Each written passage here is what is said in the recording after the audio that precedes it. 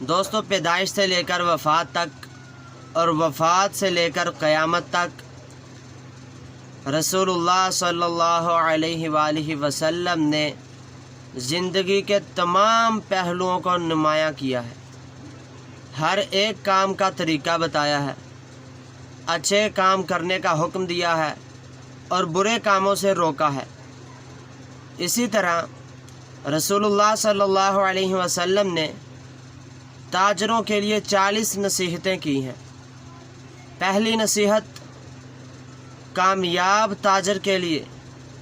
جو شخص چاہتا ہے کہ وہ کامیاب تاجر بنے،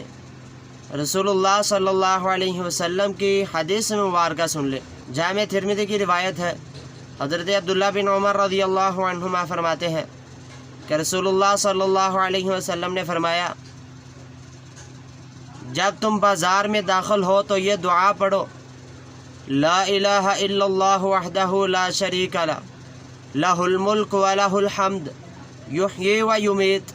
وہو حی لا یموت بیدہ الخیر، وہو علی کل شیء قدیر۔ فرمایا جو بندہ یہ دعا پڑھ لے، اللہ تعالیٰ اس کے اعمال میں 10 لاکھ نیکیاں لکھ دیتے ہیں، 10 لاکھ گناہوں کو مٹا دیتے ہیں اور 10 لاکھ درجات بلند کر دیتے ہیں۔